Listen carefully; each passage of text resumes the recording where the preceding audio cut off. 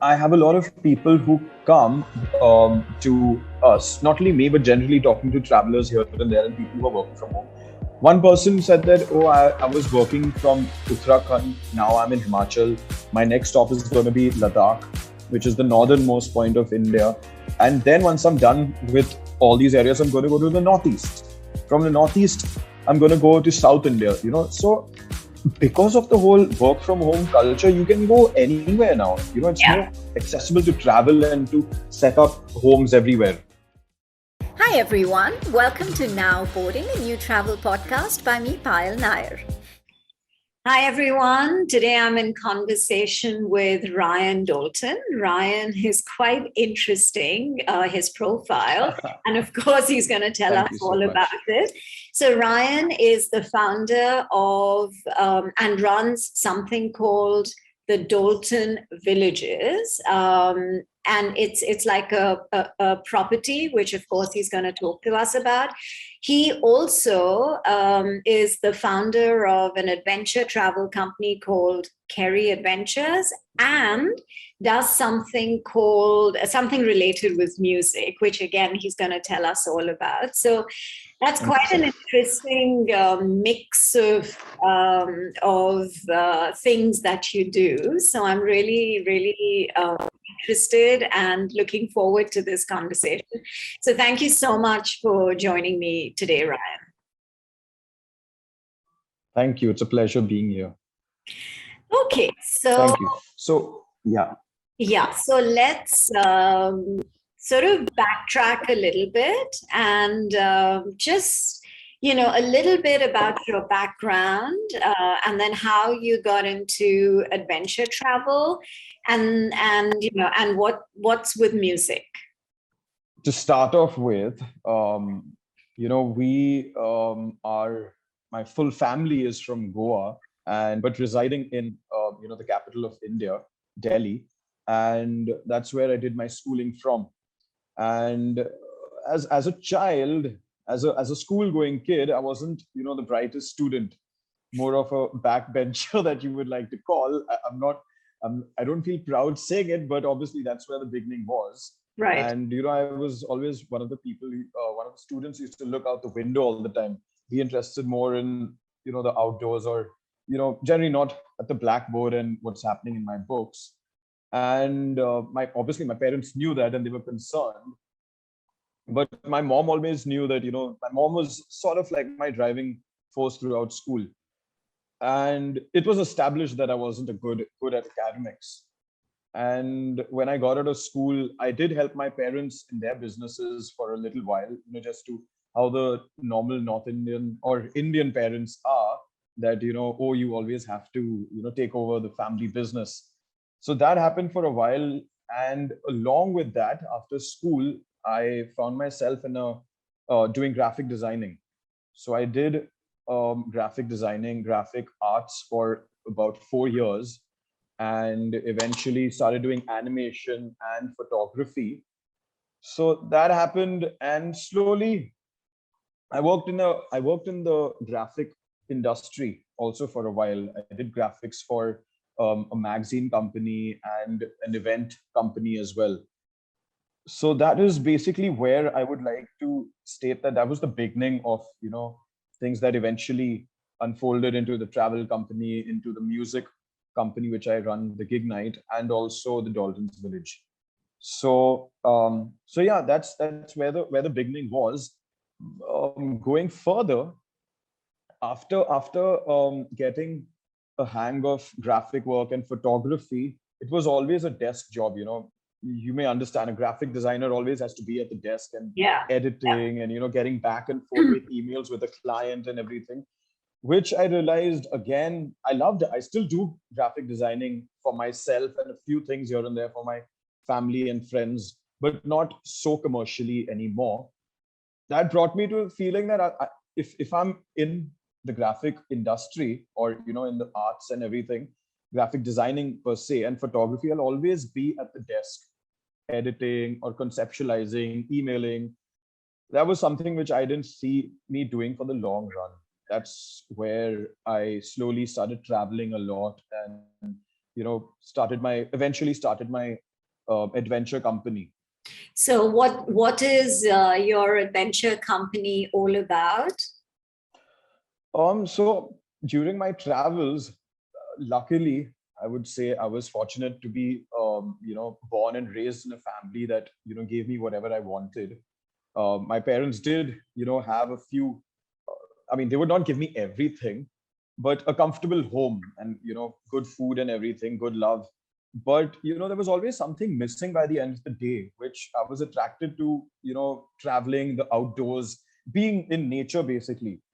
And that brought me to, a lot of camping experiences, which I used to just travel and, go camping and, really go on a trek and stay up in the mountains somewhere, or, maybe in the deserts in Rajasthan with a bunch of people. That slowly eventually brought me to realizing that, I really want to be outdoors and, travel. This was a good 10 years back, and I started Kerry Adventures. And yeah, so it was an adventure company, which the focus was experiencing something that you go out to travel to, like experiencing the destination, basically. Then also experiential travel, the traveling just not for, the place or even the destination, maybe like nowadays people in, if you may say, people come to India and they go to Goa, they only go for, the whole party sort of vibe that is there. And, different parts of the world have different things to offer. So what we realized was the authenticity of a place is lost because, people want a certain level of comfort. They forget where they are traveling to. Like, for example, if you're going to a remote area, or even if you're going to the Himalayas, for example, people want to feel comfortable and safe and eat the sort of food that they're comfortable with. But once you break out of your comfort zone, there's a lot to see and offer and experience. Like the local cuisine gets lost in India. Most of the tourist destinations, they don't have the local food left anymore. It's diluted into all the different cuisines of what like for example, in India, tourist places generally have a lot of Italian food, pizzas, pasta, and a lot of butter chicken and North Indian food and so on and so forth. But if you go down to Goa, you go to Kerala, you go to even Dharamshala or Himachal and Uttarakhand. In India, I'm talking Yeah. mainly, you'll get a lot of pizzas, and that is diluted and really spoiled the local cultures to such an extent where you go into a place and you ask them that what is the local cuisine over here, they will not even know what the local cuisine was. And so that was one aspect of the company, to experience local culture. The second aspect was to go on a lot of treks and camping expeditions and just be one with nature as much as possible, because everyone lives in a concrete jungle, and when they go out to travel, they're again in a concrete jungle. What's the point? You want to, unwind. You're unwinding. You can be in a hotel at your hometown or where you live and probably experience the same sort of hospitality which is there in a five-star hotel anywhere where you're going to travel and in your own hometown. What is Dalton Villages? If I may just take a step back, when Yeah. I was running Kerry Adventures, there was always something. One, generally, people used to say that, most of your time you're in the hills, traveling with people and, showing them around and guiding and this and that. Why don't you just live in the hills? So that really struck a chord that, why don't I actually find a place to live in the hills? Because the hills was where I found home more often than my own. So that And was your calling, basically. that was something of my calling where I did definitely want to, set up shop and set up a home in the hills. Definitely, that was one of the starting points where I did start looking for a place, a property, or a home, maybe about a good 8 years back. Okay. But eventually, 8 or 9 years back, and eventually, the Dalton's Village was only formed, or I really started it properly 3 years back, which was 3 years back in 2018. December 2018 was when I started it. And so, okay, so just a little brief about the Dalton's Village. It's a very remote village in Himachal. The actual name is obviously not the Dalton's Village. I mean, the Yeah. village name, I have named it the Dalton's Village. It's actually called Bihali. The local name of the village is Bihali. Bihali Gaon, they call it. And so it's a remote village. It's in between a pine forest. And as I said, that when I had started Kerry Adventures, the main purpose was to, to not set aside the culture and the whole local experience, the heritage, the culture, the way the people live. I didn't want to cut that out of, something that I would be a part of. I always wanted the locals to be there in some way or the other. It is difficult working with locals because of maybe, the whole, the way that we live, they live, and also a big, communication gaps, so on and so forth. So the village is basically set in between a pine forest. It is a small village which just has 3 homes in it. So one is my home, which I'm developing as we speak. We keep on doing different modifications and setting up more units and trying to do a lot of village work. It's basically a forest and a village. So there's always work and there's always improvement that can be there. You So said 3 homes, but these 3 homes are homes of the villagers, or yes. So it has only 3 houses, I would say. okay. One of them is abandoned. So that leaves 2 of them. Abandoned in the sense people don't live there because it's such a remote location that even the villagers also, for living there permanently, it is a little difficult, because getting to the village itself and the property, it implies a 5 to 10 minute walk from the main road.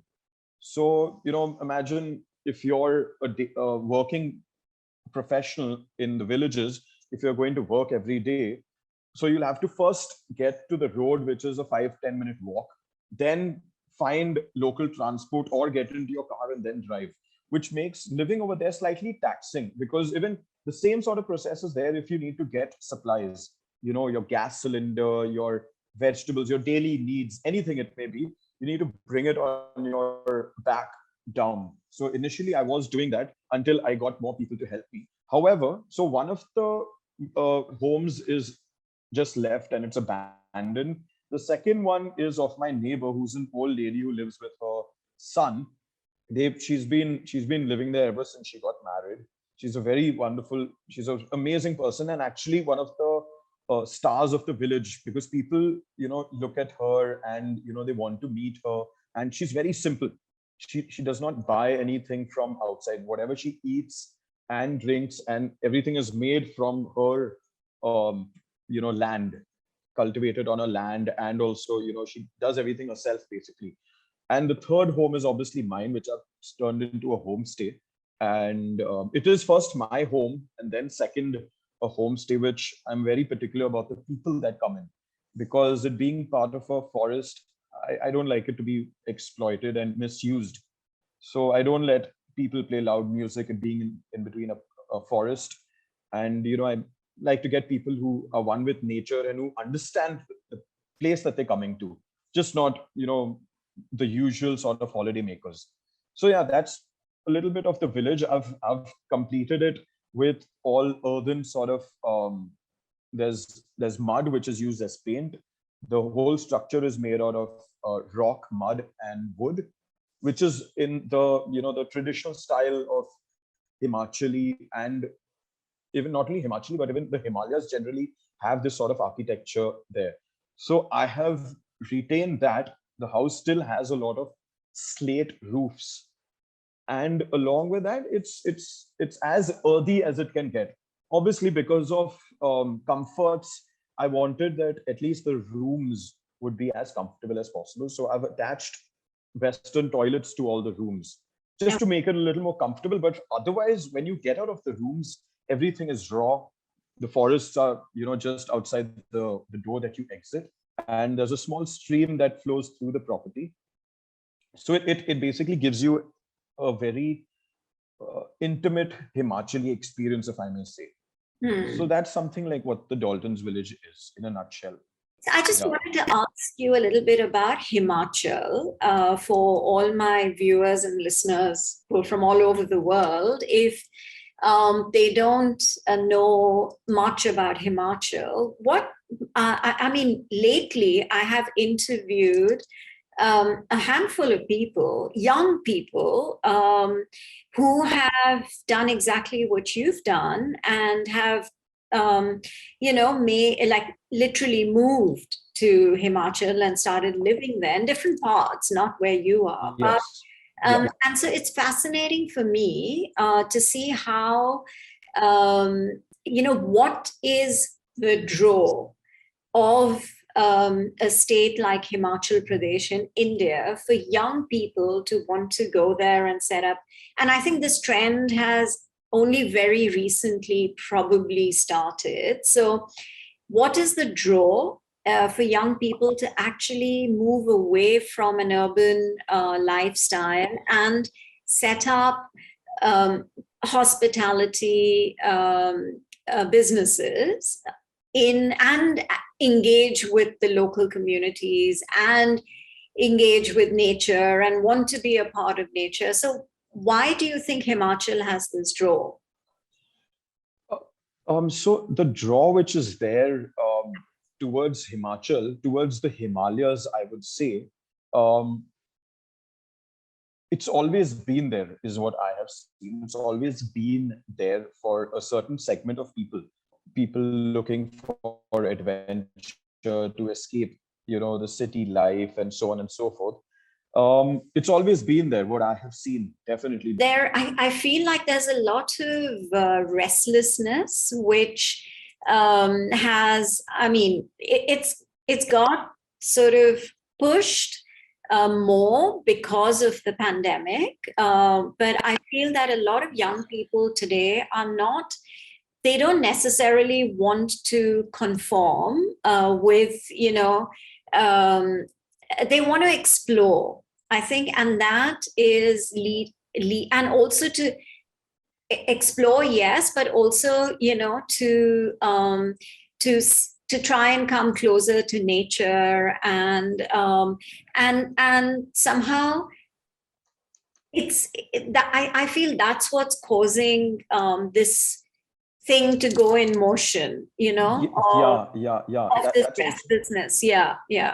I have a lot of people who come to us, not only me, but generally talking to travelers here and there and people who are working from home. One person said that, oh, I was working from Uttarakhand. Now I'm in Himachal. My next stop is going to be Ladakh, which is the northernmost point of India. And then once I'm done with all these areas, I'm going to go to the Northeast. From the Northeast, I'm going to go to South India, So because of the whole work from home culture, you can go anywhere now. It's more accessible to travel and to set up homes everywhere. Yeah. Wow. Good luck to you. Thank you so much. And I hear the passion in your voice. And, and I know it, everything takes its course and it takes time, but I wish you all the very best. Thank you so much. I'm sure the next time I talk to you, you would have already set up Goa, and then the time after that, done. So I am looking forward to hearing more about it, and I'm sure the listeners of Now Boarding as well. So good luck again, and thank you so much for talking to me, Ryan. Thank you. It's been fun. Yeah. Thank you so much. It was great. Yeah, it was great sharing my story over here. Thank you. Thank you. Hope you enjoyed this episode of Now Boarding, a travel podcast. Check out other episodes on Spotify, Apple Podcasts, Google Podcasts, or wherever else you listen to podcasts. And of course, don't forget to share your thoughts with us. Stay tuned for more exciting episodes only on Now Boarding, a travel podcast.